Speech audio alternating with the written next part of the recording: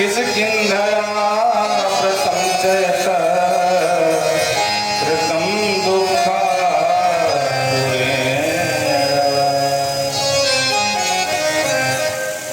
कल हमने यहीं पर कथा को विश्राम दिया था।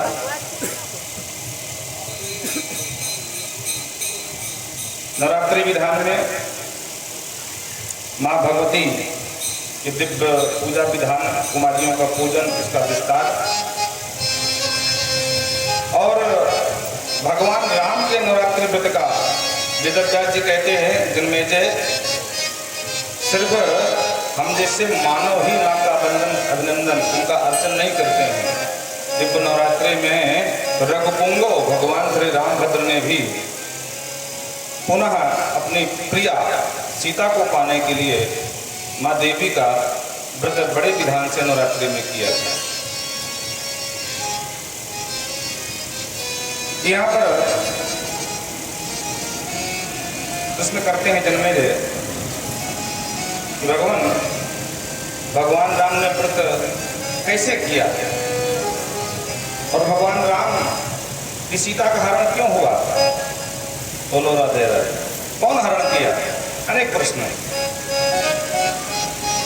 वेदव्यास जी सुनाते हुए कहते हैं राजन,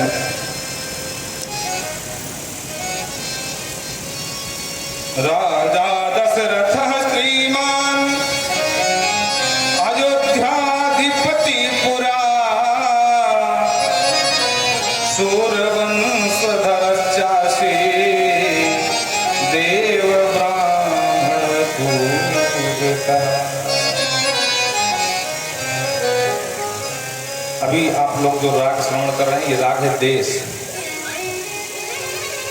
बोलो राधे राधे। बड़ी प्यारी राग है। विविध रागों से कथाएं चलती रहती हैं। हमने कहा देश, क्योंकि कथा आर्यावर्त के प्रभु की हो रही है, श्री रामभद्र की। रामचरित्र को बड़ा विस्तार से यहाँ पर गाया है। कुछ ऐसे प्रसंग मिले हैं जो अन्य ग्रंथों में नहीं, वाल्मीकि में भी नहीं। बोलो राधे राधे। आप लोग बड़े विस्तार से ध्यानपूर्वक दत्तचित्त होकर सुनिएगा। तो कहते हैं अयोध्या में एक महाराज हैं जिनका नाम दशरथ। बड़े प्रतापी महाराज हुए। इनके यहाँ कोई कमी नहीं थी। वैभव इतना भरा था कि देवराज इंद्र को भी स्पृहा होती थी, जलन होती थी। काश ये राज्य हमें भी मिल जाता भोगने के लिए। सुरेप्सित राज्य लक्ष्मी, सुरेप्सित देवता लोग भी ललायित रहते थे कि अयोध्या की गद्दी हमें मिल जाएगा। बड़े ही पुत्रवत्सल राजा थे। पर एक समस्या हो गई, इनके यहाँ संतान तो कोई हुई नहीं। राजा प्रतीक्षा में बैठे रहे, अब नहीं, कभी फिर देख लीजिए, हो जाएगी, नहीं हुई। तो कहते हैं एक दिन वशिष्ठ पत्नी अरुंधति, महाराज यजमान है, किसी कारणवश आई थी अपने बच्चों को लेकर के। तो बच्चे रो रहे थे इनके। राजा ने पूछा, माता क्या बात है, क्यों रो रहे ब्राह्मण बालक, आप हमसे बताओ। अरुंधति ने कहा, महाराज ऐसी कोई बात नहीं। अरे नहीं माँ बताओ। बोले ये बच्चे कह रहे हैं कि राजा तो अकेले हैं, राजा तो हमारा भरण पोषण कर रहे हैं, अब राजा के बाद हमें कौन पूछेगा। बस इतनी सी महाराज बात है। महाराज शांत हो गए, कोई जवाब तो नहीं दिया, लेकिन उस घटना से महाराज बहुत चिंतित हो गए और इतनी गलान हो गई कि सीधे गुरु के शरण में पहुंचे। गुरु गृह गया तुरत महिपाला, चरण लागे कर विनय विशाला। गुरु गृह गया तुरत महिपाला। सीधा गुरु जी के पास गए। गुरु से कहा, गुरुदेव आप जैसे सर्व सामर्थ्य हमारे कुल पुरोहित, उनके होते हुए भी हमारी पूज्य माता श्री को उनके बच्चों की चिंता है। स्वाभाविक सी बात है कि मुझे तो चिंता होगी। कहते हैं निज दुख सुख सब गुरु ही सुनायो। देखो गुरु के यहाँ जाना चाहिए तो सिर्फ दुखी दुख मत सुनाओ, अपना सुख भी सुनाओ। निज दुख सुख, दुख भी सुनाया और सुख भी सुनाया। सरकार दुख ये है कि मेरे को संतान नहीं है, और सुख ये है कि आपकी कृपा से कोई कमी नहीं संतान के अलावा। महाराज वशिष्ठ ने कहा चिंता मत करो, धर्म दीर हुई है सुखचारी, चिंता मत करो। और संग्री ऋषि को बुला करके अपुत्रेष्टिकाम यज्ञ करवाया, जिससे भगवान अग्नि प्रकट हुए। बोला अग्निदेव भगवान की जय हो। प्रगटे अग्नि चरु कर लीने। अग्नि भगवान चरु पायस खीर लेकर के प्रकट हुए और उन्होंने खीर दिया। राजा से कहा यथा योग अपनी बात बनाई, यथा योग जैसे आपको बांटना हो। आपके यहाँ 3 रानियां हैं, आप वितरण कर दीजिए। ये भैया देखो बंद हो। और उसका चरु का ही प्रभाव हुआ। समय आने पर महाराज के यहाँ 4 पुत्र उत्पन्न हुए। चत्वारो जगनिरेतस्य पुत्रालोकेषु विस्मृता। राम लक्ष्मण शत्रुघ्न भरत चेति जना। राम लक्ष्मण भरत शत्रुघ्न। कहते हैं कौशल्या रानी से श्री राम उत्पन्न हुए, कैकेयी से भरत, और जो सबसे छोटी रानी थी महाराज सुमित्रा, इससे युगल 2 बेटे हुए थे जिनके नाम शत्रुघ्न और लक्ष्मण। ये 2 बच्चे हुए। इस प्रकार से 4 बच्चे हुए। बच्चों का खूब लालन पालन किया। धीरे धीरे बड़े होने लगे और अपने पैरों पे चलने लगे। बोलो राधे राधे। राजा देखकर प्रसन्न होते हैं। धीरे धीरे आंगन में खेलने लगे, आंगन में बाहर पढ़ने लगे। राजा के जीवन में यही कमी थी, संतान नहीं थी। और एक गीत बड़ा मधुर याद आ गया, सुना ही देते हैं क्योंकि हमारे आराध्य की कथा है। अरे राखो ललन तेरे कोमल चरण, भाव के साथ हो ही जाएगा, कथा है तो नहीं पता है।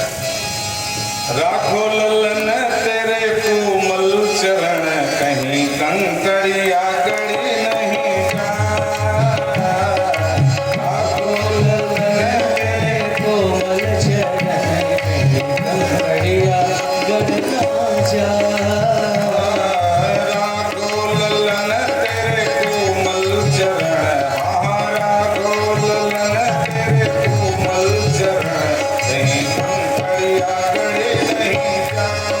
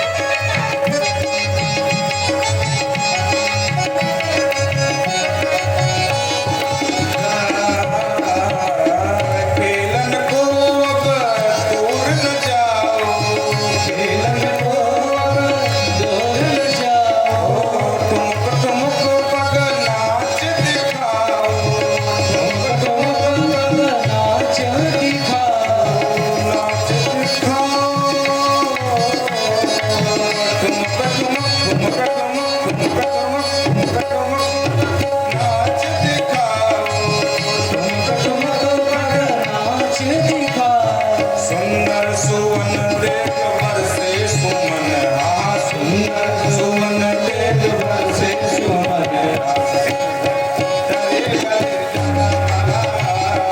राघो ललन तेरे कोमल चरण, राघो ललन तेरे कोमल चरण, कंकड़िया गड़े ना जाए, कंकड़िया कंकड़िया गड़े ना।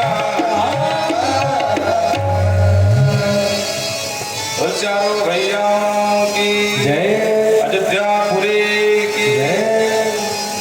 चारों भाई बड़े हुए और कहते हैं कि जब 16 वर्ष के हो गए, राघवम मख रक्षार्थम सूनम षोडश वार्षिकम। सुन कहते हैं बच्चे को, पुत्र को। षोडश वार्षिकम, जब 16 वर्ष की आयु हुई राम लक्ष्मण की, तो सोमय सोयम ददौ रामम कौशिकाय लक्ष्मणम। कहते हैं कौशिक महाराज आ गए। कौन? विश्वामित्र जी। और अपने यज्ञ के रक्षार्थ दोनों बच्चों की मांग कर दी। राजा ने तो पहले मना कर दिया, लेकिन वशिष्ठ जी ने कहा कि नहीं, विधि का विधान यही है राजन, इनको जाना होगा।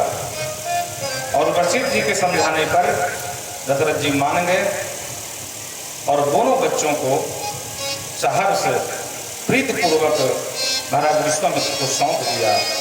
बोले हे मुनि, आज से आप ही इनके पिता हो और आप ही इनकी मैया हो। ये हमारी अमानत आपके हवाले, आप ही अपनी समझो। और दोनों को प्रेम पूर्वक लेकर के चले। कहते हैं रास्ते में सबसे पहले एक ताटका नाम की राक्षसी आई भगवान राघवेंद्र ने, क्योंकि बचपन से धनुर्बाणधारी हो गए थे दोनों। धनुर्बाण धरा किलो किशोराश्च, किशोरावस्था में धनुर्बाण एकदम प्रवीण हो गए थे विद्या में। ये ताटका नाम की राक्षसी, जिसको ताड़का कहते हैं, वो आई मुनि को खाने के लिए आगे बढ़ी। और भगवान ने देखते ही देखते ताटका निहिता मार्गे राक्षसो घोर दर्शना, रामेरैके क्यों बाणेन मुनीनां दुःखदा सदा। भगवान राम ने एक ही बाण में और उस राक्षसी को यमपुरी पहुंचा दिया। एक ही बाण प्राण हर लीना, एक ही बाण प्राण हर लीना, दीन जानते ही निज पद दीना, दीन जानते ही निज पद दीना। मंगल भवन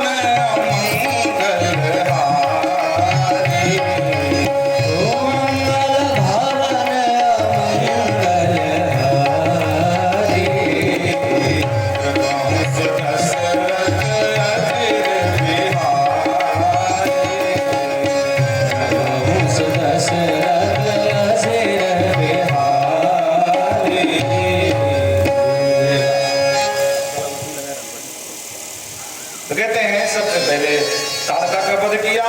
उसके बाद यज्ञ रक्षा में जैसे ही तत्पर हुए तो दो राक्षस और आ गए। क्या नाम है?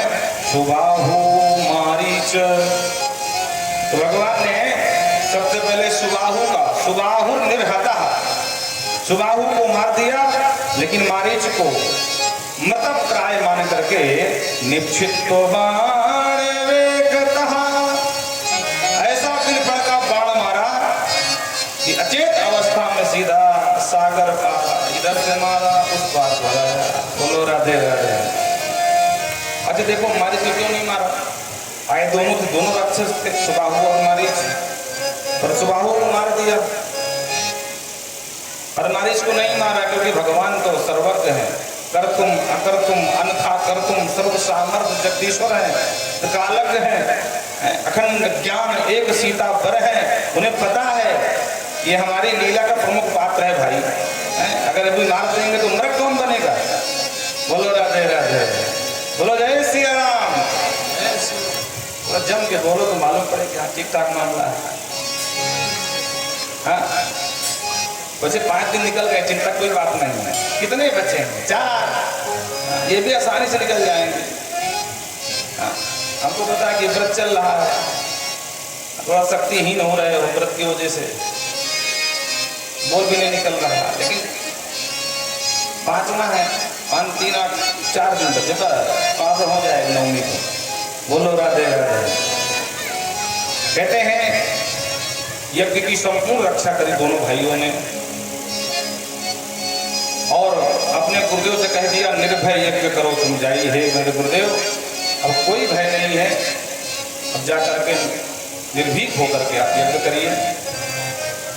यज्ञ हुआ, और कहते हैं उसी समय एक यज्ञ का आयोजन हुआ महाराज जनक के दरबार मिथिला में, और वहां से निमंत्रण आया। महाराज विश्वामित्र को बुलावा भेजा। विश्वामित्र जी ने कहा कि देखो बच्चों, हम तो जा रहे हैं, तुम यहाँ क्या करोगे? और वहाँ दीप दीप के भूपत आएंगे, राजा लोग आएंगे, राजकुमार, धनुष यज्ञ है। तात जनक तनया यह सो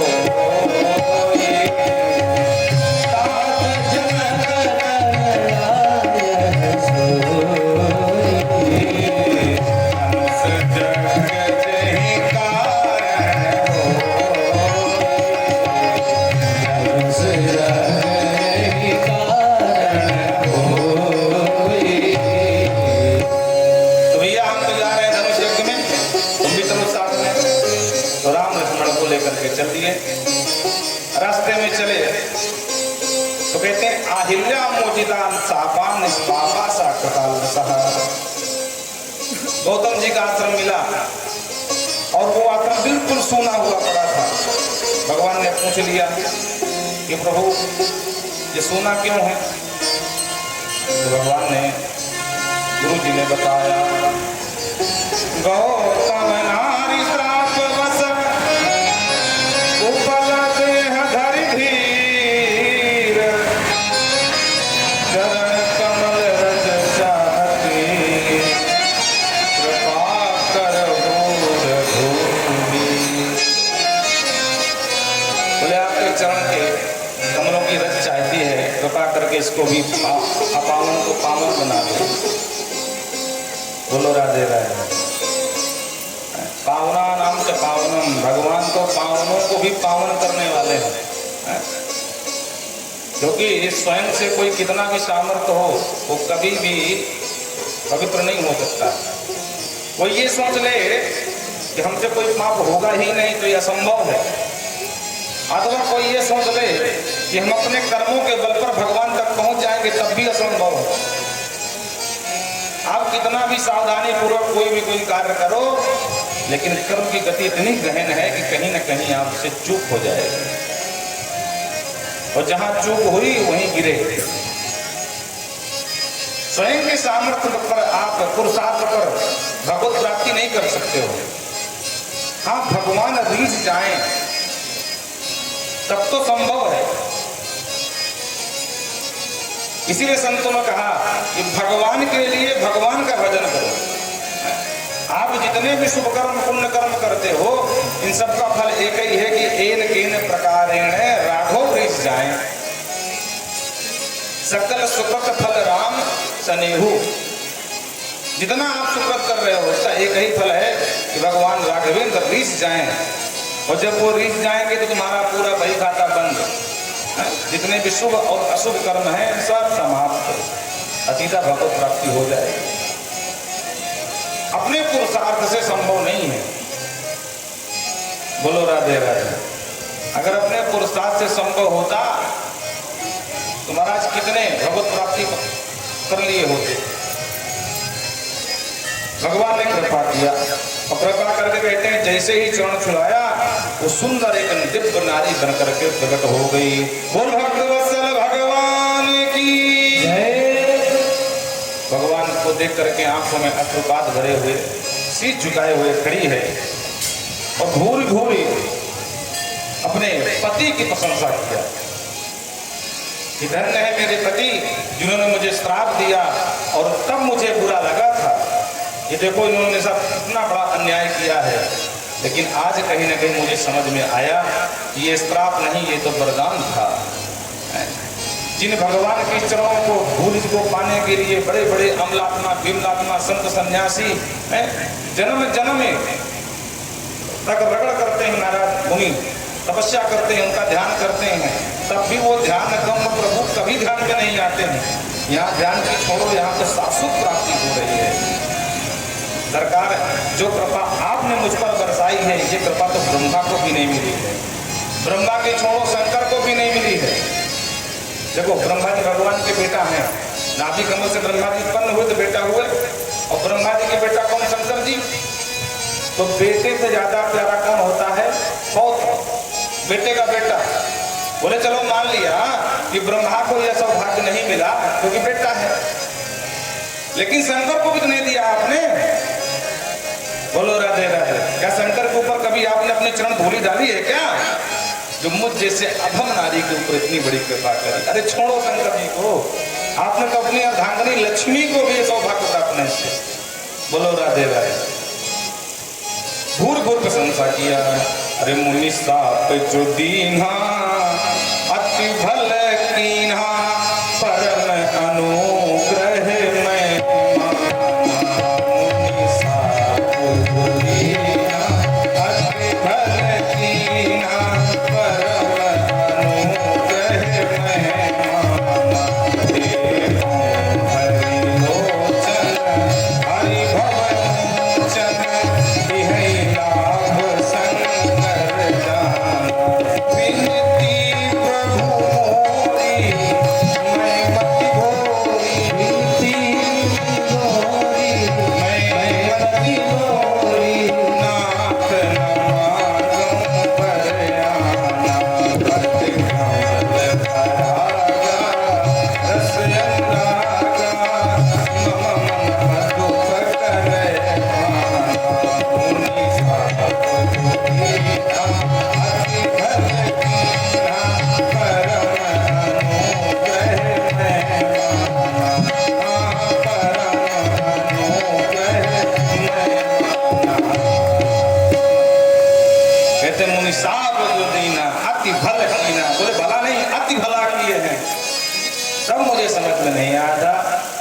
धन्य है सरकार, पति कितना भी कठोर क्यों ना हो, लेकिन नारियल की तरह होते हैं। श्री फलम सर्वे भरता, एक भी बात बना के नहीं बोल रहे हैं, हिम्मत मत लेना। हाँ, हमारा स्वभाव ऐसा नहीं है कि कथा सुनावे शिव पुराण की बोले एक दाने मिखार से ऋषि सौन का दे, सत्यनारायण की कथा बोले कलावती लीलावती वाली। जो पुराण सुनाएंगे उसी पर रहेंगे। थोड़ा बहुत गाड़ी नहीं, मान लो हाईवे जा रहे हैं तो थोड़ा बहुत दाएं बाएं करना पड़ता है, नहीं टकरा जाए कहीं। बोलो राधे राधे। तो थोड़ा बहुत हो सकता है, ये नहीं सीधा दूसरे बदल जाए। बोलो जय सिया राम। और कल कोई पूछ रहा था कि महाराज कौन कौन से पुराण करते हैं? भैया सब करते हैं। आप सुनने को तैयार हो जाओ, सुनाने को तैयार है, चाहे जो। बोलो राधे राधे। गुरु कृपा है, और हमारा कोई पुरुषार्थ कोई श्रेय में नहीं है, तो गुरु प्रसाद है और संत जनों का दिव्य आशीर्वाद है। कहते हैं कि जितने पति होते हैं वो नारियल की तरह होते हैं। श्रीफलम नारिकेलम, नदी को देखा होगा आपने कि ऊपर से बहुत जड़ होते हैं और अंदर से बिल्कुल कोमल। तो लोग कुछ समय लगा कि ये तो मुझे नरक में डाल दिए, नहीं इससे अच्छा नरक ठीक था, लेकिन मुझे मंद बुद्धि को क्या मालूम, उन्होंने मेरा भविष्य देखा और आज मुझे पता चल रहा है कि उन्होंने कितनी बड़ी कृपा, कितना बड़ा अनुग्रह मेरे ऊपर किया था। धन्य प्रभु। भगवान की भूरी भूरी प्रशंसा करके पति लोग चली गई, गौतम जी के सामीप्य में जाकर के, और पुनः पति को प्राप्त हो गई। बोल भक्तवत्सल भगवान की जय। कहते हैं स्वयंवर में पहुंचे, वहां देश विदेश के सब राजा आए, सबने अपना पुरुष दिखाया, पर अंत में भगवान श्री रामभद्र ने जो रमा अंश से, लक्ष्मी अंश से उत्पन्न जानकी जी थी, उनके साथ नाता जोड़ा। दिव्य विवाह हुआ। अरे आज मिथिला नगरिया निहाल सखिया, आज मिथिला नगरिया निहाल सखिया, चारों दुल्हा में बड़का चारों दुल्हा में बड़का कमाल सखिया, आज मिथिला नगरिया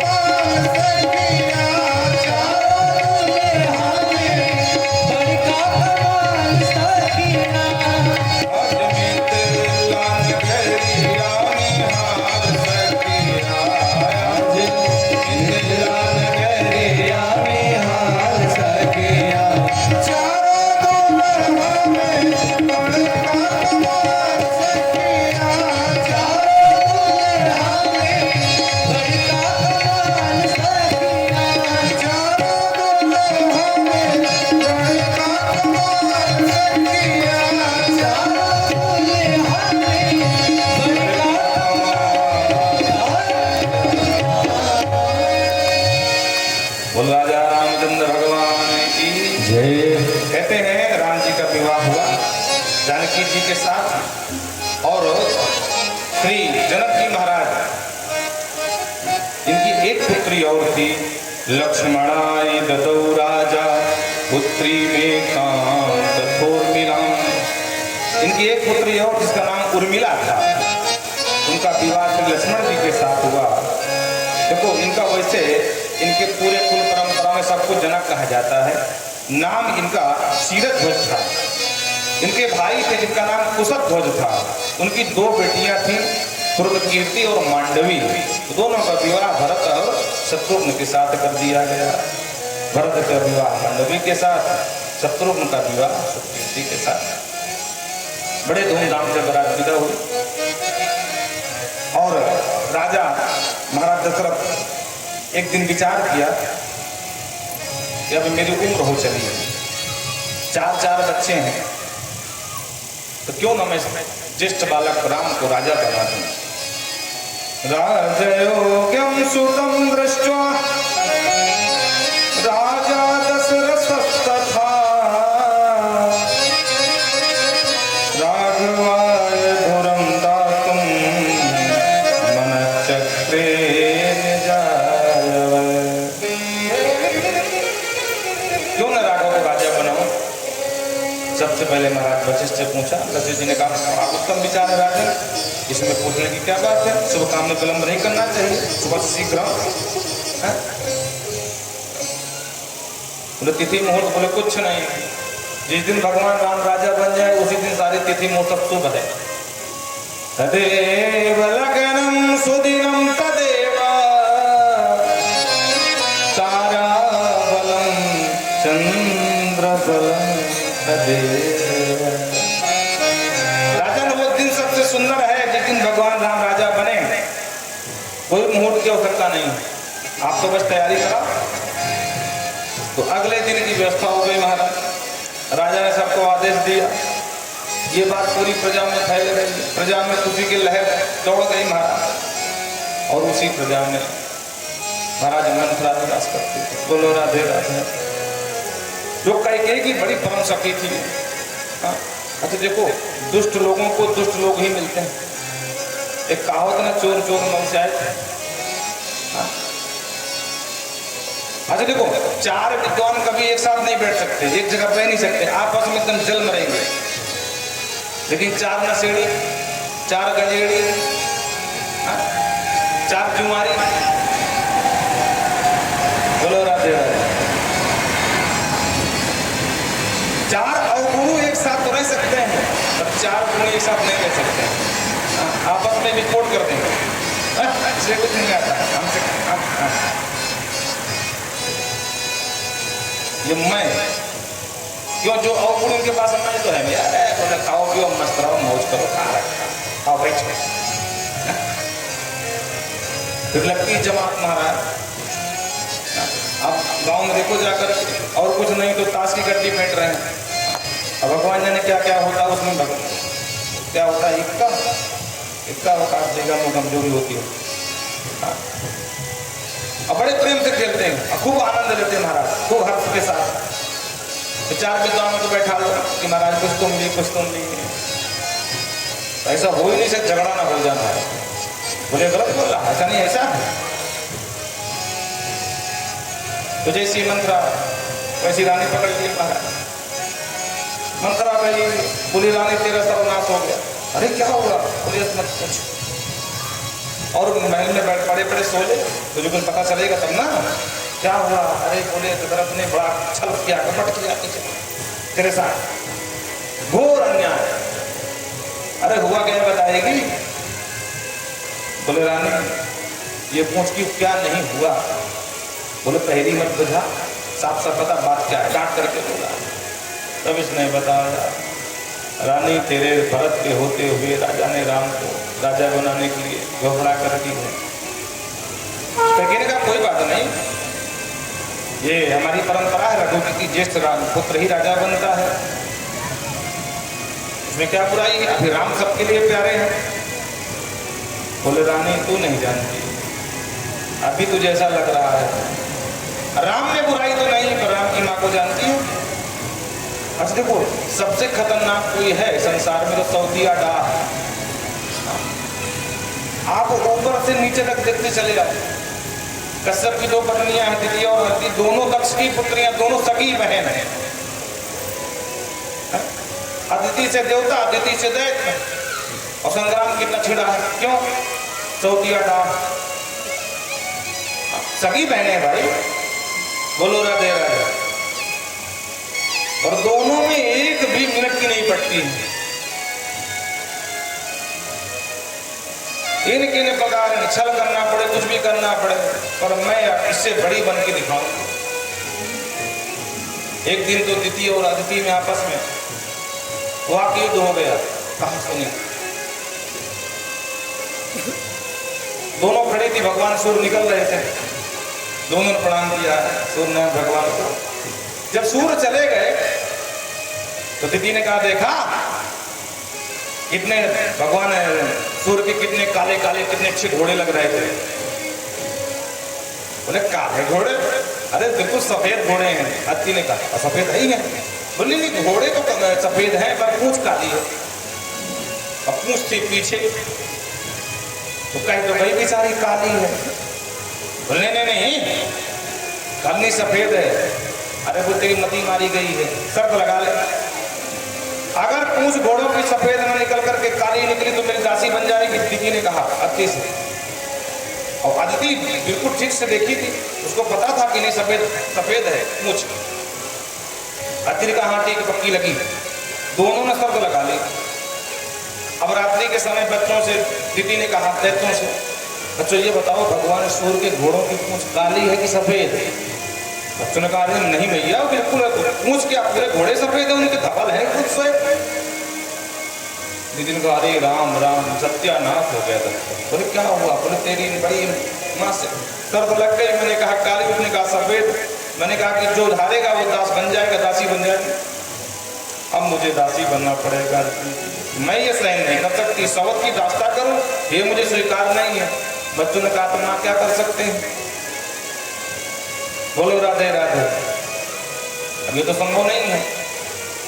अच्छा, कहीं पर महाभारत में इसी कथा को कद्रू से जोड़ा गया है। कद्रू भी इन्हीं की पत्नी, बोलो राधे, जो सर्पों की माता। तो पुराण की अलग अलग कथाएं हैं। कहीं कहीं मत्स्यावतार की कथा को वेदों से छुड़ाने की बात कही है, देवी भागवत में यही कहा, और कहीं कहीं है गृह अवतार को कहा। तो खैर कथाएं अलग अलग है, लेकिन बहन है ये सब दक्ष की ही। तो आपस में तो नागों से कहा जाकर के कि जब बच्चों नागों को आदेश दो कि जाकर मुंह से लिपट जाए। तो महाराज वही होगा, अंत में शब्द हार गए। अनावश्यक जो है शब्द हारने के फलस्वरूप इनको स्वीकार करना पड़ा दास्ता।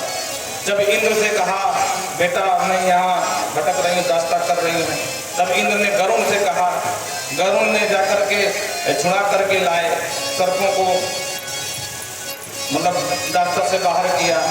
तो कहने का तात्पर्य इतना सा है कि सगी बहनें होकर के आपस में सौतिया डाह सबसे खराब है। एक घटना आपको पता होगी, दीदी अदिति के बीच में ये जो मरुत 49 हुए हैं ना, ये भी कहीं ना कहीं आपस में सौतिया डाह का ही परिणाम है। अदिति नहीं चाहती थी कि इसके गर्भ से कोई संतान उत्पन्न हो दीदी की, और गर्भ में पुत्र आ गया था पयोव्रत के प्रभाव से। अच्छा देखो, भागवत में पयोव्रत अदिति को करते दिखाया गया है, पर देवी भागवत में दीदी को करते दिखाया गया है। पुराण कथाएं सब अलग अलग भिन्नता है कुछ न कुछ। तो कहते हैं जब इसने पयोव्रत किया अदिति ने, दैत्यों की माँ ने, तो पेट में बालक आ गया। अदिति ने इंद्र से कहा, बेटा तेरा प्रबल शत्रु जन्म लेने वाला, एक काम कर, उससे पहले पुत्र हो जाए उसको गर्भ में मार डाल। इंद्र गए और अपनी माँ के चरण दबाने लगे, मैया हमारी सेवा करेंगे। तो ठीक है बेटा कर ले। अब उसको क्या पता क्या करने वाला, और जैसे चरण दबाते दबाते सो गई, उतने में इंद्र सीधा अंदर वज्र लेकर प्रविष्ट हो गए, और वज्र से उस गर्भगत शिशु के 7 खंड कर दिए। बोलो राधे राधे। 7 खंड कर दिए। वो रोने लगे, बोले मारुत मत रो, क्यों रो रहे हो, अभी तुम्हारी माँ जग जाएगी। तो और रोने लगे, तो और 7 खंड कर दिए। लिए तो 7 फतेह 49 खंड हो गए। तो मारुत कहने से उन्हीं का नाम पड़ गया मरुत। हरि प्रेरित तहि अवसर चले मरुत मुंचा, ये मरुत मुंचा है। इतने में देखिए जग गई। देवी ने कहा कि मैं तुमको श्राप देती हूँ इंद्र, तो तुम्हारी माँ को भी श्राप देती हूँ कि जिस तरह जिसने छल पूर्वक चौकिया डाह के कारण मेरे गर्भगत शिशु की हत्या कराई है, तो इसके भी 7 बच्चे मरेंगे। और ध्यान देना, ये अदिति ही देवकी बन के आई है कृष्णावतार में, और इसके 6 बच्चे कंस ने मारे थे, 7वें का गर्भ रोहिणी के गर्भ में लाया था। बोलो राधे राधे। कर्म का फल सबको मिलता है, और ये कथा बाद में देवी भागवत से सुना रहे हैं आप। यही अदिति ही देवकी बन करके कृष्णावतार में आई और अपने शब्द के श्राप से कि मेरे बच्चों के 7 खंड तुमने कराए हैं, तो तेरे बच्चे भी जन्म लेंगे और मर जाएंगे। बोलो राधे राधे। पहले कथा में आगे सुनाएंगे आपको। तो इतना कह रहे थे कि सौतिया डाह सबसे खराब होता है, इससे कोई बच नहीं पाया है। और यहाँ तक शास्त्रों ने कहा है कि एक बार वैधव्य मिल जाए, भगवान विधवा कर दे, लेकिन सबक न दे। बोल वृंदावन बिहारी लाल की जय। कैकेयी को खूब समझाया, वो पता पढ़ाया। कैकेयी पहले तो नहीं मानी, लेकिन फिर उसकी मति घूम गई। और कहते हैं कैकेयी ने राजा के किए कराए में पानी फेर दिया। राजा से कह दिया, राज्यम सुताय चेकेन भरताय महात्मने रामाय वनवासं च चतुर्दश समाप्तता। मेरे बेटे को राज्य दो, राम को 14 वर्ष का वनवास दो। तापस भेष विशेष उदासी 14 वर्ष राम वनवास। क्योंकि पूर्व के 2 वरदान इसके पड़े थे, देवासुर संग्राम के राजन, और वही इसने समय मांग लिया, राजा को देना पड़ा। और इस तरह भगवान राम जहाँ राजा बनने वाले थे, जाके उनको वनवासी बनना पड़ा। वनवास में सबसे पहले भगवान ने दंडकारण्य में अपना निवास बनाया, जहाँ पर अनेक प्रकार के राक्षस रहते थे। उस दंडकारण्य में भगवान ने वहां पर निवास बनाया। और एक दिन की बात, रावण की बहन शूर्पणखां विरूपां,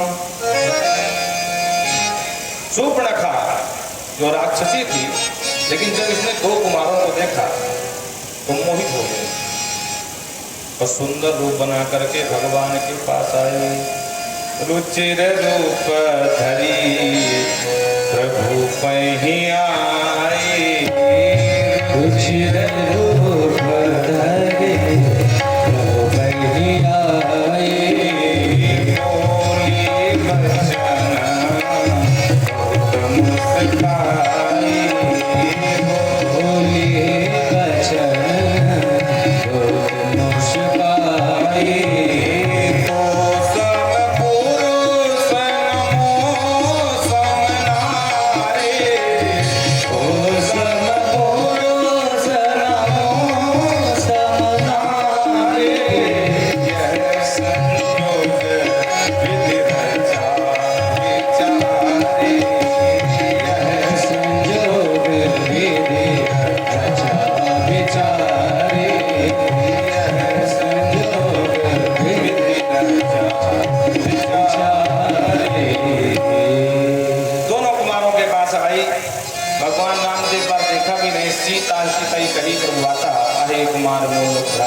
भगवान ने लक्ष्मण जी के पास भेज दिया। लक्ष्मण जी ने कहा, सरकार क्या करूं? बोले, हम क्या करें? दुष्ट का क्या करते हो, वही करो। तो भगवान ने उसको विरूपी बना दिया, नाक कान काट लिए। और जैसे नाक कान काटे तो खर दुश्मन इसके भैया थे, वहां भाग कर गई, भैया तेरे रहते ये मेरी हाल देख। तो दोनों भाई आए, 14,000 की सेना लेकर के आए। भगवान राम लक्ष्मण से कहा, लक्ष्मण जानकी बड़ी कोमल है और पहली बार राक्षसों सामना हो रहा है, बंदर की साई देख करके डर जाती है। एक काम करो, उनको लेकर गुफा में घुस जाओ और इनको हम अकेले समझ लेंगे। और भगवान ने अकेले पूरी सेना का संहार कर डाला। शूर्पणखा देखा अरे खरदूषण को मार दिया, इसका मतलब रावण के पास जाना पड़ेगा। हाँ वो बड़ा बलवान है। तो भाग करके सीधे रावण के पास पहुंची। रावण से जाकर के कहा कि सोपे सत्वा विनाशं तम जातः क्रोधवश खला दशाननेन रथमारुह्य कोपी न भजता। जाकर के कांति हुई कहती है यहीं आराम से खाते पीते मस्त रहो, तुमसे कोई मतलब नहीं है, तेरे रहते तेरे बहन की ये हाल, और बहन की छोड़ तेरे दोनों भाई मारे गए खरदूषण। और जो रावण ने सुना कि मेरे दोनों भाई मारे गए तो एकदम हालत खराब हो गई है।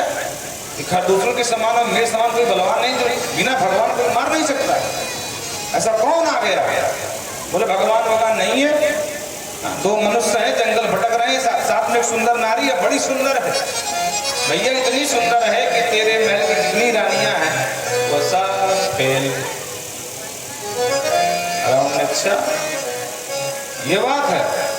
तो रावण ने योजना बनाई और सीधे मारीच के पास पहुंच गया। मरीचा सर्वं तदा जगाम रथमारुह्य। मरीच के पास गया, मरीच ने कुशलता पूछी, पूजा पाठ किया, जो धर्म है अपने से बड़ा कोई आता है। तो राक्षसों का वो सरदार महाराज रावण पूजा करी, पूछा क्यों आए हो, कहीं कारण आए था। तो पूरी कहानी राम कहानी सुना दी। भैया कहते हैं कृत्वा हेम मृगं नेतुं प्रेषयामास चरामणा।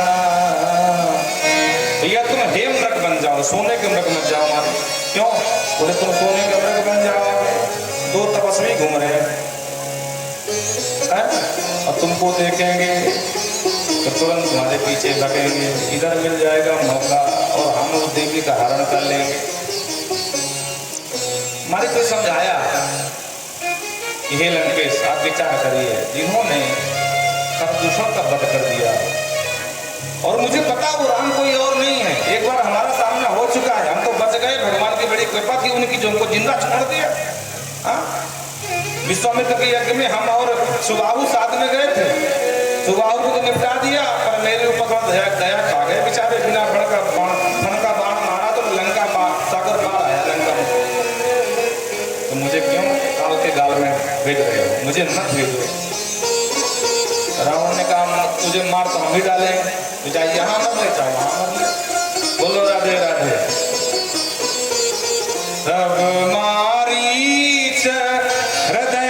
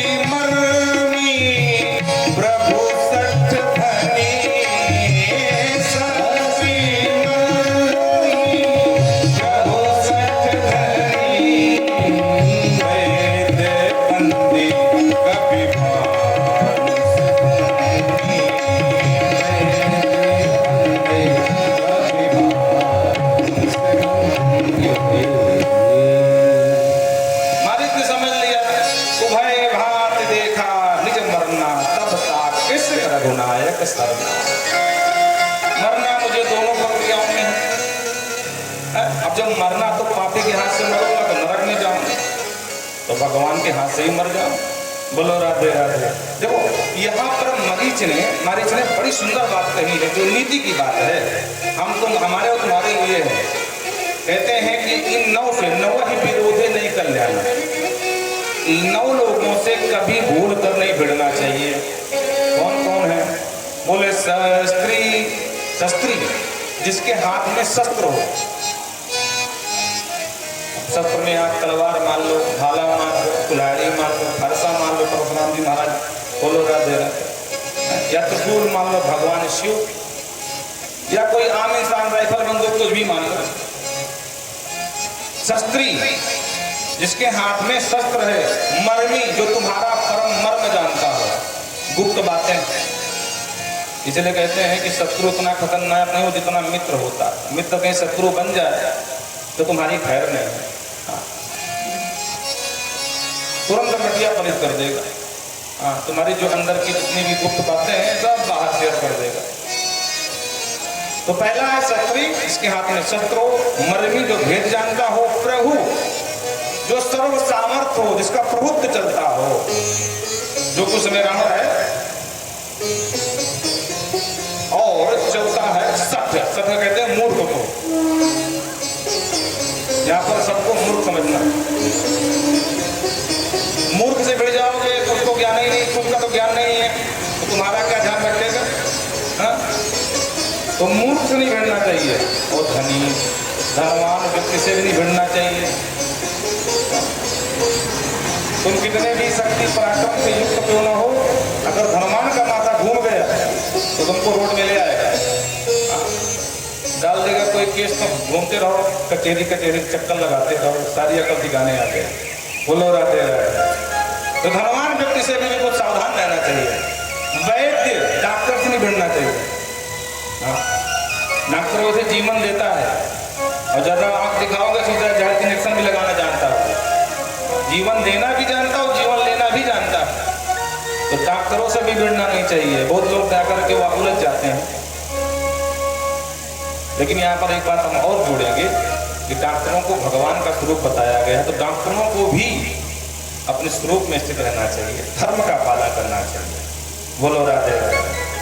ये नहीं करना चाहिए किसी किडनी निकाल लिए, छोड़ो किडनी की बात तो बहुत बड़ी बात हो गई, ये कभी कभी सुनाई देता है। लेकिन कुछ ऐसे अस्पताल हैं, कुछ ऐसे डॉक्टर भी हैं कि रोगी को जानबूझकर वहीं डाले जाते हैं। धन आता रहे, बिल आता रहे, बिल बढ़ता रहे, नहीं करना चाहिए। आपको भगवान का स्वरूप समझ में माना है, आपको भी अपने धर्म का संपूर्ण पालन करना चाहिए। और बंदी जन जो बिरदावली गाते हैं, राजा की दुहाई, राजा की प्रशंसा गाते हैं, अगर उनसे भिड़ जाओगे तो वो जाकर के तुम्हारे सामने भरे डर की वजह से कुछ भी बोले, महाराज राजा धीराज महाराज हमारे को भी प्रतालक, लेकिन बाहर जाकर बता देंगे महापापी है, तो समाज में विद्रोह हो जाएगा। और कभी विद्वान को भी कहते हैं, जिनके हम सामने जो है, जो समाज को मार्गदर्शन कराते हैं, बोलो रहते हैं, क्योंकि माइक उनके पास ही होता, सामने भले ना बोले, जाकर पीठ पीछे बता देंगे कि ऐसा है, इसने ऐसा किया, तो तुम्हारा अभ्यास हो जाएगा। भानस गुनी, भानस माने खाना पकाने वाला या पकाने वाली, बोलो राधे राधे। मूड खराब हो जाएगा, 4 की 1 पुड़िया डाल लेंगे दाल में बस। तो नवम विरोधे नहीं कल्याण। पहला है शस्त्री, दूसरा मर्मी, तीसरा प्रभु, चौथा सत्य माने मूर्ख, पांचवा धनी, छठा वैद्य डॉक्टर, और सातवां बंदी जन, आठवां कवि, और नौवां खाना पकाने वाला या पकाने वाली। बोलो राधे राधे। इन लोगों से भिड़ना नहीं चाहिए। नहीं, आपने देखो सगर के पुत्रों का क्या हो, सगर क्यों नाम पड़ा? क्योंकि जहर दिया गया था। गर्भ से युक्त होकर के बच्चे का जन्म हुआ, संत के प्रभाव से बच्चे को मर जाना चाहिए। लेकिन रानी ने कहा कि महाराज आप कृपा करो। उन्होंने कहा कोई बात नहीं, हम तुमको आशीर्वाद देते हैं, तुम्हारा पुत्र गर्भ के साथ युक्त जन्म लेगा, जहर इसको व्यापेगा नहीं। तो नाम ही पड़ गया सगर। बहुत लोग ऐसा कर देते हैं, जहर खिला देते हैं, तो इनसे सावधान रहना चाहिए। उभय भाग देखा कहीं मरना, तब ताकिस रघुनायक सरना। बोले मरना तो है ही है, तो हिरण बन गया मृग का। और जो पंचवटी के समीप से निकला, जानकी जी ने देखा, जानकी जी ने कहा सरकार इतनी दूर विदेश में आए हैं, अपने देश में जाएंगे तो कुछ तो यहाँ की पहचान होनी चाहिए। हाँ तो बोलो क्या चाहिए? बोले अपनी बड़ा सुंदर नग हिरण गया है, उसकी नग छाल ले आओ, अयोध्या में सबको दिखाएंगे। और भगवान तो जानते थे लीला है, लीला कर रहे हैं। तब प्रभु जानत सब कारण, उठे हर्ष सुर काज समान। देवताओं का काज करने के लिए भगवान उठे और हिरण के पीछे गए। कहते हैं इससे शर्म, भगवान ने मारने का बड़ा प्रयास किया, लेकिन कभी पास में आता, कभी दूर छिप जाता, कभी आलोक हो जाता है, बहुत दूर ले गया। भगवान ने कहा बहुत हो गया, इसको मार देना चाहिए। और जहां साहतोति बलात् तेन चुक्रोश वत्स दुखितः हा लक्ष्मण हतो लक्ष्मण स्मृति मायावी नश्वरः कला। हा लक्ष्मण कह के वो मारीच मरा। भगवान तो बड़े विस्मित हो गए, मेरे भैया का नाम क्यों ले रहा भाई, ये तो हिरण है, पर वो तो माया थी। और जो मारीच के शब्द सुनाई पड़े जानकी जी के कान में, आरत गिरा सुनी जब सीता, आरत गिरा सुनी जब सीता, लक्ष्मण सन परम सखीता, लक्ष्मण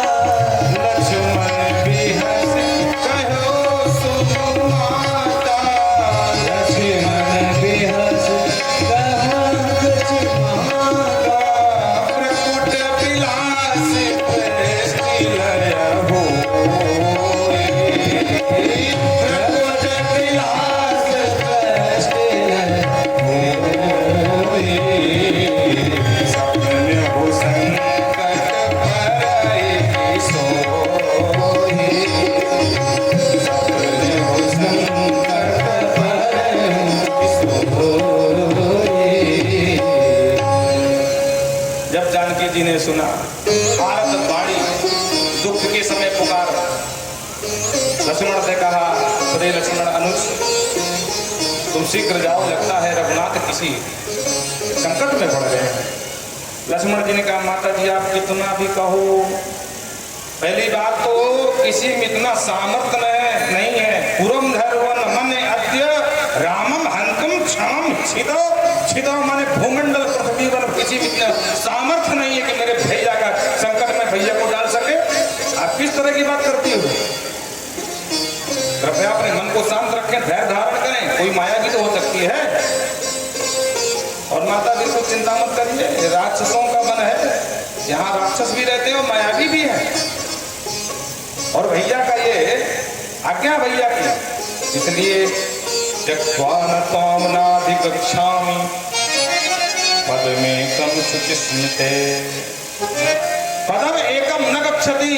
आप कितना भी मुझे प्रेरित करें, लेकिन मैं एक कदम नहीं बढ़ाऊंगा, पंचवटी छोड़कर नहीं जाऊंगा। भैया का आज्ञा है, भैया की आज्ञा उल्लंघन नहीं करूंगा। बोलो राधे राधे। जब दो टूक मना कर दिया तो देवी भागवत कहती है कि जानकी जी को रोष आ गया। बोलो राधे राधे। देखो क्रोध सिर्फ मुर्दे को नहीं आ सकता है, बड़े ध्यान से सुनना। अगर तुम जिंदा हो तो तुम कितने बड़े भजनानंदी हो, तपस्वी हो, मंत्र वेदता हो, कुछ भी हो जाओ, पर क्रोध से नहीं बचोगे। क्रोध भगवान राम को भी आया है। विनय न मानत जलधि जड़ गए 3 दिन भी, होए राम सकोप तब भय बिन होय न। भगवान राम को भी क्रोध आया, मेरे शिव को भी क्रोध आया। समाधि में थे, रामदेव आ गया, थोड़ी देर तक देखते रहे, पूरी लीला नहीं हुई, लेकिन जब हद पार कर दिया तुरंत तीसरा नेत्र खोल करके काम कोई भस्म कर दिया। ऐसा कोई नहीं जिसे क्रोध ना आता हो। अगर तुम जिंदा हो तो क्रोध आएगा। काम, क्रोध, मद, लोभ सब के अंदर रहते हैं। और जैसे ही वातावरण अनुकूल हुआ वैसे ही बाहर निकलते हैं, बरसाती कीड़े की तरह। आपने देखा बरसात में कितने छोटे छोटे कीड़े निकल आते हैं। अब कोई कहे क्यों भाई, अभी तो 4 महीना पहले ये नहीं थे, ये कहाँ से प्रकट हो गए, कहाँ से आ गए? तो क्या बरसात ने कब खाया है क्या? नहीं, ये सब जमीन के नीचे रहते हैं। आप देखो तालाबों में मेढकों को, कच्छप को, कछुए के दो को, जहाँ गर्मी ग्रीष्म ऋतु आई तो सीधे नीचे घुस जाते हैं, और जहाँ बरसात हुई तो टब टब कहते हुए सारे मेढक बाहर आते हैं। उसी तरह काम, क्रोध, मद, लोभ ये सब हमारे अंदर रहते हैं। जहाँ वातावरण आया इनका, ऐसी योजना बनी, तुरंत फट से बाहर आते हैं और मेढकों की तरह टकराने लगते हैं। बोलो राधे राधे। अच्छा, क्रोध का कारण क्या है? बोले कामना की पूर्ति न होना, यही क्रोध का कारण है। सीधा सीधा चाह के चले जाए, हमारी बात मान ले, पर नहीं माने तो जानकी जी को क्रोध आ गया। सुरति सुरति प्राह तम तथा विधिनोदिता, अक्रूरा वचनम क्रूरम लक्ष्मणम शुभलक्षणम। अरे अधम, एक पापी। देखो भाई, देव भागवत कर रहे हैं, रामचरित मानस में सुना रहे हैं, जो लिखा वही सुना। रामचरित मानस में बाबा तुलसी लिखते हैं और उनकी दृष्टि में राम और सीता के अलावा कुछ नहीं है। उनके खिलाफ एक शब्द बाबा नहीं बोल सकते हैं। ये उनकी भक्ति, समर्पण है, क्योंकि स्वांतः सुभाए तुलसी रघुनाथ गाथा। अपने परम मन की शांति के लिए मानस की रचना की है, और जो हमारा अधिकार भी नहीं कोई हम उंगली उठा सकें। बोलो राधे राधे। वो अपने इष्ट का प्रति समर्पित होना भी चाहिए, लेकिन ग्रंथ की महिमा है, ग्रंथ जो कह रहा है वही सुनाएंगे। आप सभी जानते हैं वाल्मीकि रामायण में जयंत ने चोंच कहाँ मारा था? माँ के वक्ष स्थल पर। रामचरित मानस में बाबा ने पर्दा डाला, मर्यादा की कि हमारी माँ है, और कौन बुद्धिमान बेटा होगा जो माँ को पर्दा न डाले? अच्छी बात है, डालना ही चाहिए। तो उन्होंने चरण प्रहार कर दिया पाद में, ये उनकी मर्यादा है, खैर। लेकिन देवी भागवत कहती है कि कहा अक्रूरा वचनम क्रूर। अरे अधम, अहम जानामि सौमित्रे स्थानुरागम च माम प्रति। हे सौमित्र, लक्ष्मण, मैं समझ गई, मुझे लगता है कि तुमको मुझसे अनुराग हो गया। तुम यही चाहते हो ना कि राघव मारे जाएं? ना हम तथा विधा नारी स्वर्णी को का धमक। हे अधम, मैं कोई स्वेच्छा से चलने वाली नारी नहीं हूं, हमें तो मत समझ लेना। मैं पति प्रदा नारी हूं, और अगर मेरे राघव नहीं रहेंगे, मते रामे पतिम त्वान्ना और तुम इच्छाम कामतः, राम मर जाएंगे तो मैं भी अपने प्राण त्याग दूंगी। न जीवतम तम सज्जामहम, तेरा जो मनोरथ कहीं पूर्ण नहीं होगा। और बड़ा भैया का प्यारा बंदा था, कहां गया तेरा भ्रातृ प्रेम? तुम कदम देते सौहार्दम ज्येष्ठे धर्मरते किला। अरे पापी, कहां गया तेरा बड़े भाई का प्रेम? अगर तेरे भैया ने तुझे आदेश दिया तो क्या भाभी का आदेश नहीं मानेगा? जब डांटा लक्ष्मण जी धर्म संकट में पड़ गए। मरम बचन जब सीता को,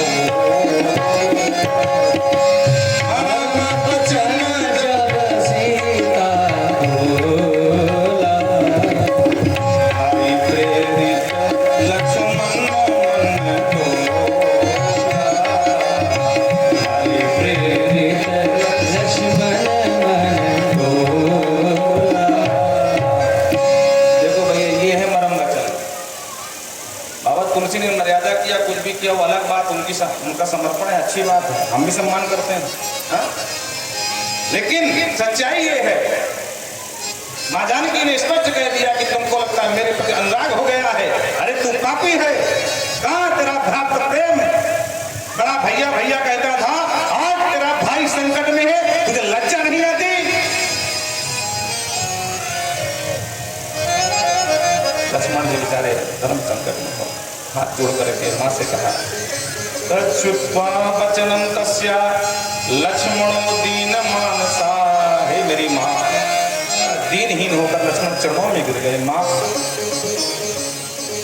अब एक शब्द आगे कुछ न कहना है। मैं अपने बड़े भैया की सौगंध खा के कहता हूं, मां लक्ष्मण कभी लक्ष्मण की दृष्टि इतनी नीच नहीं हो सकती है। मैं तो भाई की आज्ञा का पालन कर रहा था। मेरे लिए ये सर्वस्व वही है।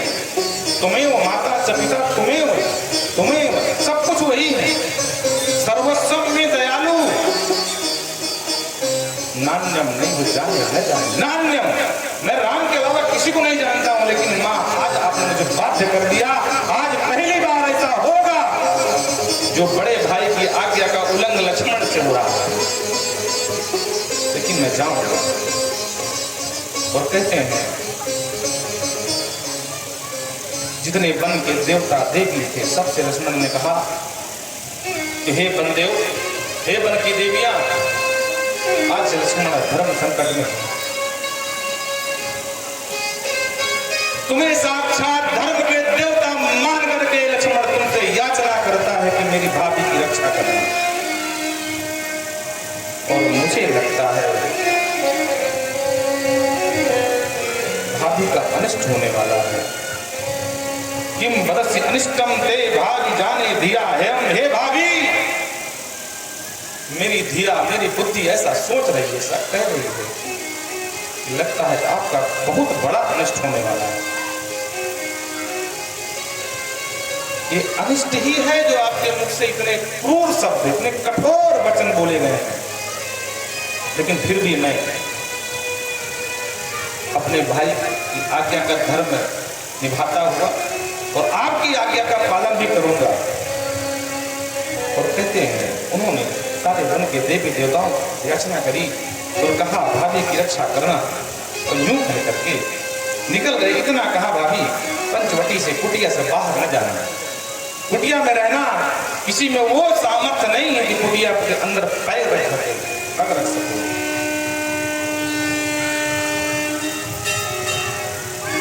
आपको पता है लक्ष्मण जी जैसा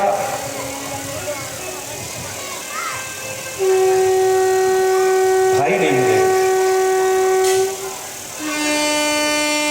लक्ष्मण चाहते तो महल में रह सकते थे, क्या पड़ी थी।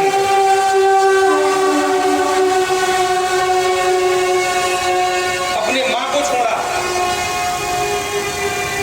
नवविवाहिता पत्नी को छोड़ दिया।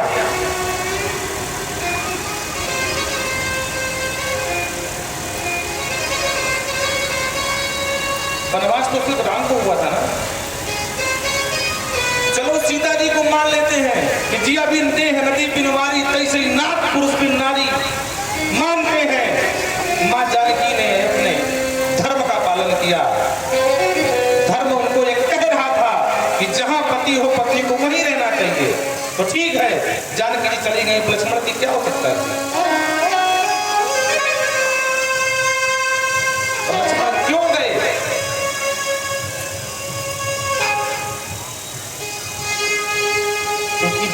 प्रेम था कि हम महल के डबलक के गद्दा में सोएंगे और हमारे बड़े भैया जो साक्षात धर्म का ही शरीर है, साक्षात धर्म ही बड़े भाई के रूप में आया है, और वो कंटकाकीर्ण मार्ग में भटकेगा तो क्या ये छोटे भाई का धर्म होगा। और इसलिए भगवान ने मना भी किया। लक्ष्मण जी ने कहा नहीं, जहां मेरे बड़े भैया वही मेरे लिए, वही नगरी, वही अयोध्या, वही राजसिंह, सब वही है। और ये तो ठीक है, चलो भ्रातृ प्रेम में चले गए। पर आप जानते हैं 14 वर्ष लक्ष्मण जी सोए नहीं।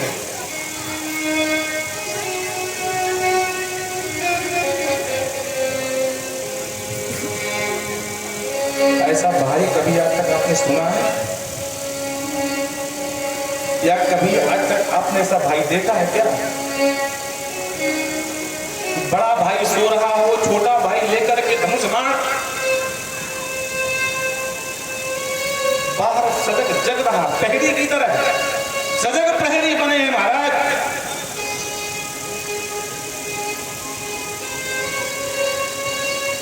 सबसे सेवक धर्म कठोरा, सज्जनों, सबसे अगर कठोर कोई धर्म है तो वो सेवक धर्म है। स्वामी बनना आसान है और सेवक बनना बड़ा कठिन है।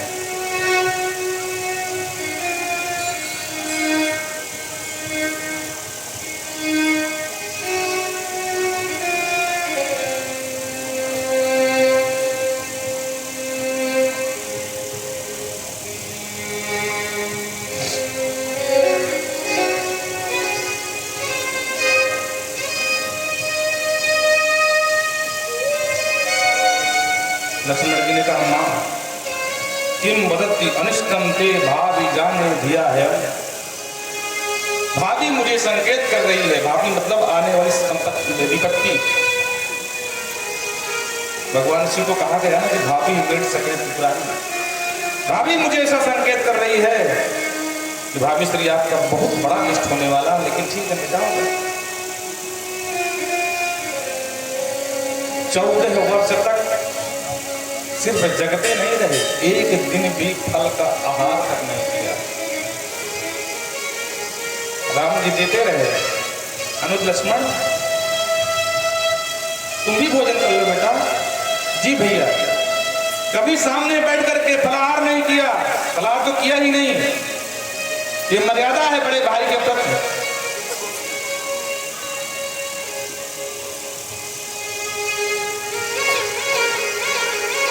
बड़ा भाई पिता है, छोटा भाई पुत्र के समान होता है। और पिता पुत्र में ये मर्यादा है कि एक साथ बैठकर भोजन नहीं करना चाहिए।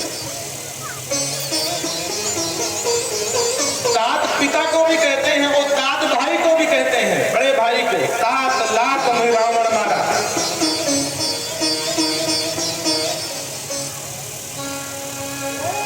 लक्ष्मण जी को देते हैं, भैया लक्ष्मण ये कुछ फल हैं जो तुम लाए थे, अरे तुम कर लो, बाद में हम लोग कल। हाँ हाँ जी भैया आप कर लो, मैं कर रहा हूँ बात। और एक दिन भी न सोया। अच्छा छोड़ो, ये तो लक्ष्मण जी की रही बात। और क्या उर्मिला ने कुछ खाया है क्या? उनके पास तो सारी व्यवस्था थी, राजघर में थी, महलों में रहे। जमीन पर सोया है उस सती ने। धन्य है वो सती उर्मिला।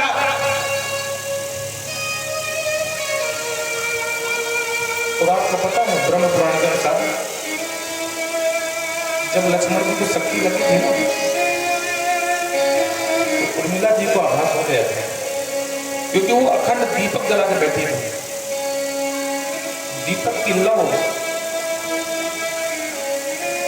जैसे ही शांत होने को उर्मिला जी समझ गई, लगता है मेरे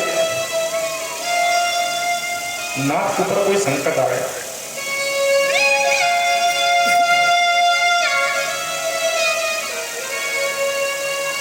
एक पैर के बल वो सती खड़ी हो गई।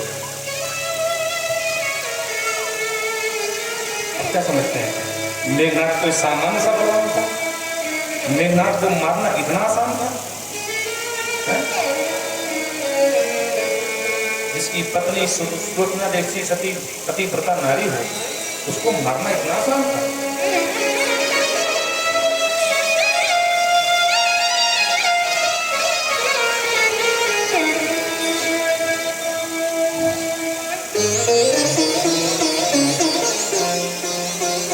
ये तो लक्ष्मण जैसा योगी ही कर सकता है।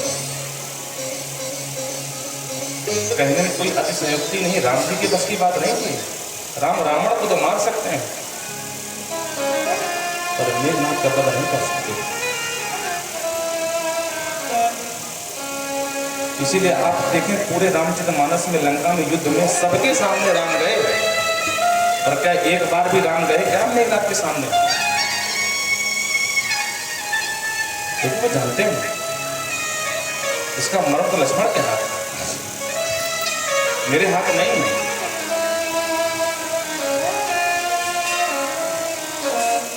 धन्य है ऐसा भाई मिलना, भूत होना भविष्य बंधुओं अब नहीं मिलने वाले,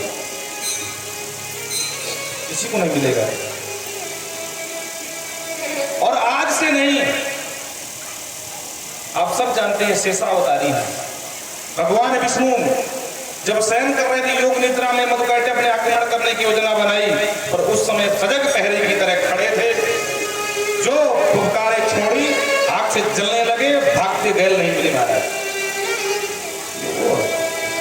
शेष भगवान जब कन्हैया बन करके मथुरा में जेल खाने में आए, लेकर बसदेव चले गोकुल की तरफ, शेषोन्मगार ऊपर के मेघों ने मूसलाधार वर्षा शुरू कर दी। हमारे शेष भगवान ने देखा कि अरे मेरे रहते हुए मेरे मुझ जैसा सजग पहरी और भगवान भींग जाए, धिक्कार है। 100 फन को फैला करके पीछे पीछे शेषोन्मगार निवार्यन खड़ाई है, अपने फनों को फैला करके और जल की वारी को छाता बना दिया महाराज। ये सजग प्रहरी है। आज जब भाभी श्री ने बहुत ही कठोर शब्द कहे, लक्ष्मण धर्म संकट में पड़ गए और न चाहते हुए आज मां जानकी को छोड़ना पड़ा और भैया की खोज में चले गए। कहते हैं इतने में पीछे से जानकी तम यतिम मत्वा, एक भिक्षु वेशम तथा कृत्वा, एक भिक्षु यति के वेश में आ गया। जानकी जी ने सोचा कि संत हैं, और कहते हैं संत भगवान विष्णु के समान होते हैं। द्वार में अगर कोई संत आ जाए, यथा योग जैसा भरे सम्मान करना चाहिए, धर्म कहता है। इसलिए धर्माचरण करने के लिए मां जानकी जैसे कुटिया से बाहर आए। लक्ष्मण जी ने सावधान किया था, मां बाहर ना, पर कहते हैं ना कि होनी बड़ी प्रबल होती है। अच्छा, जब भगवान वनवास हो गया, दशरथ जी का मरण हो गया, तो भरत और शत्रुघ्न को दोनों ननिहाल से लाए गए। तो भरत को जब पूरा समाचार पता चला, दशरथ जी की अंत्येष्टि कर दी और एकांत में शोक संतप्त होकर के बैठे थे। वशिष्ठ जी महाराज समझाने आए, बेटा ये मृत लोक है, यहाँ कोई शाश्वत नहीं है, जो आया है तो जाएगा। राजा रंग फकीर, कोई सिंहासन चढ़ चला, कोई बांधे गया जंजीर, बेटा जाना सबको है, तेरे पिता भी चले गए। भरत जी बिलख कर रो पड़े,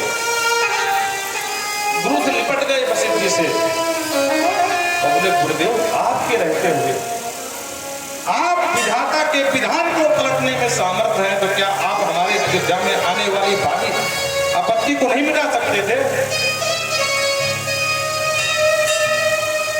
गुरुदेव आपने प्रयास क्यों नहीं किया?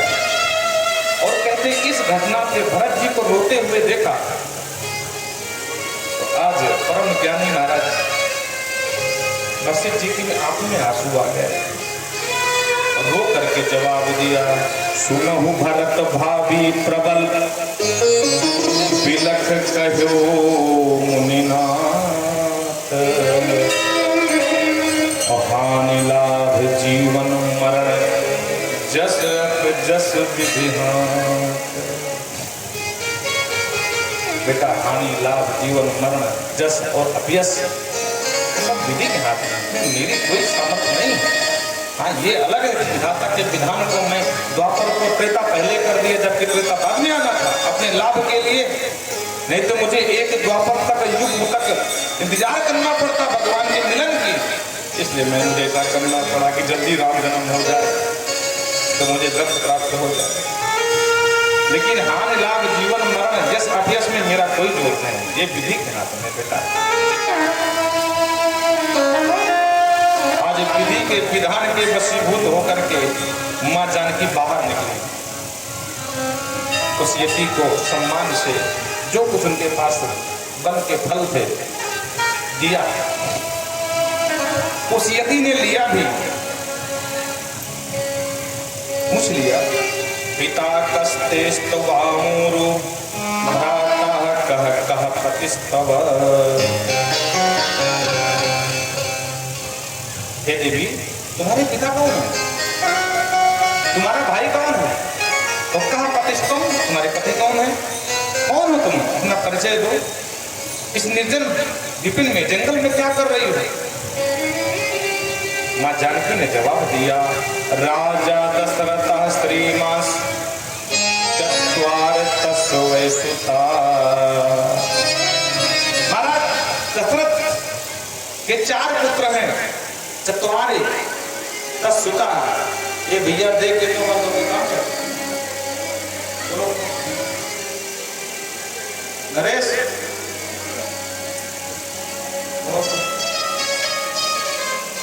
कहते हैं कि उनमें तो जो राम है, ते तु ज्येष्ठः पतिर में अस्तु रामा नेति स्तुतम्। महाराज दशरथ के 4 बच्चों में सबसे श्रेष्ठ है। ए भैया ये बंद हो गया, तो ठीक से बनाओ। मैं राम की भार्या हूं और मेरे पति को 14 वर्ष का वनवास मिला है, तो हम मन में इसीलिए यहाँ पर है। मेरे पति इस समय एक स्वर्ण मृग को देखा है, उसके पीछे गए हैं और पता नहीं क्या हुआ, तो वहां से लक्ष्मण लक्ष्मण की आवाज आई, तो हमने, मेरे देवर है लक्ष्मण, तो मैंने उनको भेज दिया। दोनों भाई अकेले हैं और मैंने आपको आया देखा, तो मेरा नाम सीता है। यति विष्णु स्वरूपस्य तामस्तम पूजितो गया। यति भगवान विष्णु के समान सम्मानी होता है, इसलिए मैं तुम्हारा पूजन करने के लिए बात आई हूं। आप कौन से महाराज हो? क्या नाम है आपका? अपना परिचय दीजिए। उस यति ने परिचय दिया, लंकेशोहम महाराक्षी श्रीमंदोदरी पति दुर्गतम रूपम मयेच्छम शोभना करते। देवी जी कोई बाबा नहीं हूँ, कोई सन्यासी नहीं, कोई यति नहीं हूँ, तो कौन हो महाराज? लंकेशोहम मंदोदरी पति, मैं लंकाधिपति रावण मंदोदरी का पति हूँ। जो सीता जी ने देखा कि मंदोदरी का रावण, तो आप इस वेश में क्यों आए? रावण ने कहा, देखो देवी, मुझे पता चला तुम इनके साथ में हो। कहता आंगी क्रू नकुम नाम काम दिखवा। अब तुम राजच्युत, जिसके पास राज ना हो, लक्ष्मी ना हो, धन ना हो, वैभव ना हो, भाइयों ने त्याग दिया, पिता ने बर्बाद भेज दिया, ऐसे पति को तुम स्वीकार करोगे? इसको भैया ठीक से बना देना, बीच बीच में रोकना पड़ेगा। मानव यौन वाले पति को त्यागो रे, मुझे देखो है, तीनों लोगों की संपत्ति मेरे पास है, सारे देवता मेरे अधीनस्थ हैं, यहाँ तक कि शनि को उल्टा मान के बता दिया हूँ, सारे नौकर मेरे अधीनस्थ हैं। अरे मुझ जैसे परम बलशाली परम पराक्रमी पुरुष को छोड़ करके तुम हो तपस्वी के पीछे पड़ी हो और हमारी अर्धांगिनी बन जाओ। और सुनो देवी, वैसे तो मेरी जो पट्टरानी मंदोदरी है, अरे मंदोदरी पुरम स्फुटम, मंदोदरी से भी उच्च स्थान आपको दूंगा। बोलो राधे राधे। देखो साक्षात लक्ष्मी अंशरूपा है, सुंदरतम तो कोई कमी नहीं मां जाने की। लक्ष्मण रावण जैसे देखते हो राक्षसों पर क्या भरोसा, मोहित हुआ और यहां तक कह दिया कि दासोस्मि तव तन अंगी भामिनी भव भामिनी। हे भामिनी, मैं तुम्हारा दास बन जाऊंगा, तुम मेरी स्वामी बन जाओ। कर ग्रहण में अद्य तुम सनातन करो, मुझे समाप्त कर दो, मैं अनाथ हूं तुम्हारे बगैर। बोलो राधे राधे। देखो जब काम जागता है ना मन मस्तिष्क में, तो बड़े बड़े सन्यासियों का धैर्य छूट जाता है। आप नारद जी का प्रसंग देख लो, जब काम को जीत लिए, क्रोध को जीत करके शंकर जी के पास गए, शंकर जी ने कहा चले प्रसंग दुराए तो बहुत। देखो हमसे कहा तो कहा, लेकिन ये बात जा करके उनसे ना कह देना। बोले अच्छा, वो पूछ बैठे कि तुम अभी तक कहाँ थे? बोले चले प्रसंग दुरायो तो बहुत। अगर वो पूछ भी बैठे कि तुम कहा, तब भी ने बताना मैं काम जीत बन के आया है। नारद को लगा वाह, अपना कामारी बने घूम रहे हैं, चारों लोगों में, तीनों लोगों में विख्यात है कामारी के नाम से, काम की हरी, हमने काम को जीता और मैंने जीता। तो बोले बताना नहीं, मैं तो बताऊंगा। भगवान के पास गए, कथा से परिचित हुआ, भगवान ने पूछ ही ली, पक्का से बता दिए। सरकार आपकी कृपा से मैंने ये पद भी हासिल कर ली है। नारद सहित कहो, अभी भगवान ने कहा कि तुम जैसे सन्यासी के लिए कौन से संभव बात है। तो नारद सहित कहो अभिमाना कृपा तुम्हार सकल भगवान, अभिमान भी है फिर भी कह रहे हैं कि हाँ तब आपकी कृपा है। भगवान ने कहा अच्छा अभी तुम बताते हैं तुम कितने काम जीत हो। और माया से विश्व मोनि से बचा दिया। और ना शंकर जी जानते थे कि नारद ये मानेगा नहीं, तो पीछे से दो दूध गण लगा दिए, जरा देखना बाबा करता क्या है। तो ब्राह्मण वेश बना करके स्वयंवर पीछे बैठ गए। कर रही कूट नारद नहीं देखा, नारद ने सुनाई, नारद जी को सुना कूट बोलते हैं वाह भैया जितने भी यहाँ राजकुमार सबसे सुंदर ये महाराज जी हैं। और जबकि बंदर भेष में विस्तार नहीं जाएंगे, हर तरह मांगो सुंदरता आदि। नारद जी कहते क्या किसकी बात हो रही है? बोले महाराज आप क्यों किसकी हो रही है? तुम्हारी हम सुंदर है। बोले पक्का देख लेना, देख लीजिए आपके गले में मार डालेंगे। पक्का बोल पक्का। अच्छा वाह भैया पीछे क्यों बैठो, आगे आओ अगल बगल बिठा लिया महाराज।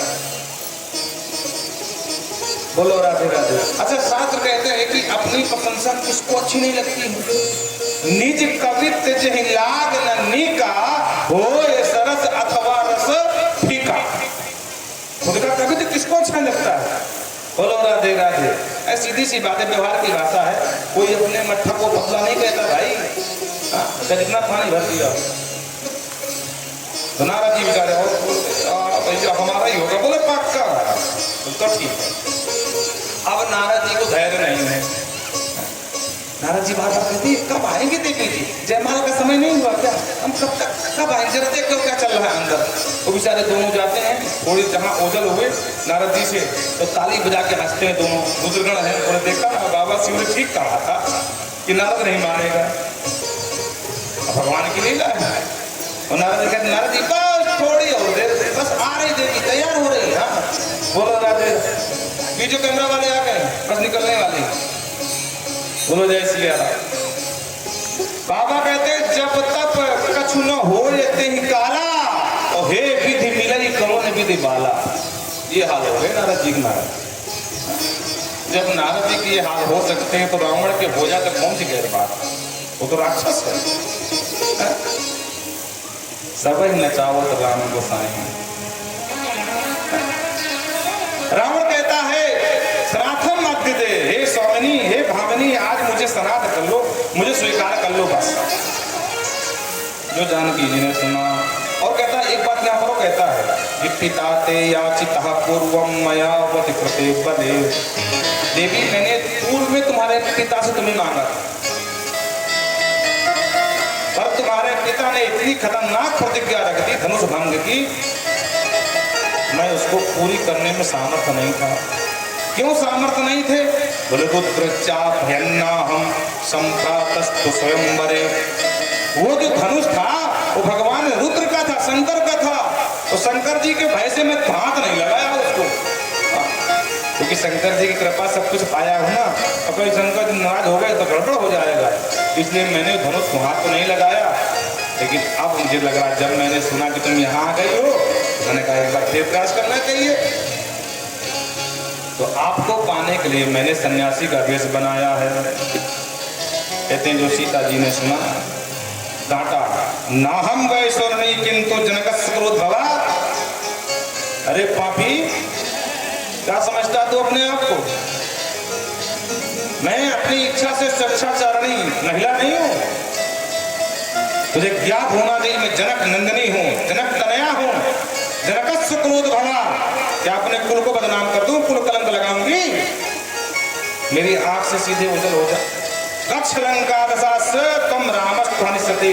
अगर तुम नहीं गया तो मेरे राघव आएंगे तुझे अभी मार डालेंगे। डांटते हुए मत कते मरणम तत्र भविष्य न संशया। और याद रखना अगर तुमने जबरदस्ती किया तो तेरा मरण निश्चित है। बोलो राधे राधे। कहते हैं रावण ने कहा कि देवी मान गया, सीधे उंगली से घी तो निकलता नहीं। तुरंत हाथ पकड़ा करके अपने रथ में बिठा करके ले चल दिया। दक्षिण रुद्रण पुत्रेण मार्गो रुद्धो जटायुषः हा राम हा लक्ष्मण हा राम हा लक्ष्मण। कहते कुर्री पक्षी की तरह रोती हुई मां जानकी को लेके चल दिया। माता की चिल्लाती नहीं, कोई तो बचाओ कोई तो बचाओ। और ये चित्कार उस समय के महाराज पक्षीराज जटायु ने सुना। जटायुषः संग्रामो भून महारौद्रस्तयो तत्र वधान करे। कहते महाभीषण संग्राम भी हुआ रावण से।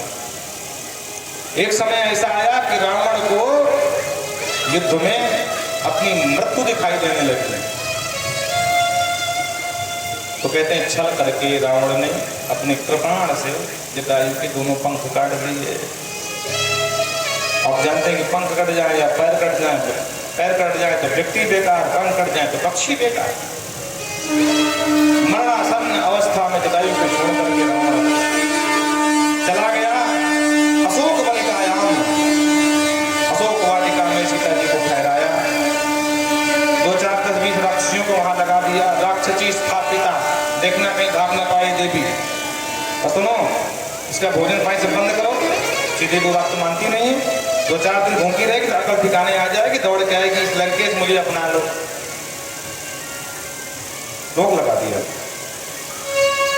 और कहते हैं इधर राम जी मृग का वध करके जब वापस लौट रहे थे, इधर से लक्ष्मण जी को राम जी के तो होश उड़ गए। रे भैया लक्ष्मण, तुमने ये कौन सा अधर्म कर दिया,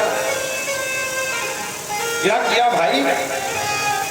एकाकिनी प्रिया हित्वा किमर्थम तुम यहाँ गता। अरे जानकी को छोड़कर तुम यहाँ क्यों आ गए? तुमको मैंने कहा था ना। बोले भैया अब क्षमा करें, अब मेरा धर्म संकट मैं ही जानता हूँ, आप जानोगे नहीं। मैं नहीं कह रहा था, प्रभावी ने आज मुझे ऐसे ऐसे शब्द कहे हैं कि भैया अगर मेरी जगह पे आप होते ना तो आप भी यही करते जो मैं किया। राम जी ने कहा पक्की बात है, अब जनक नंदनी हमें कुटिया में तुम्हें मिलने वाली है। आज लाइट मानना पड़ेगा, उसको बंद करो।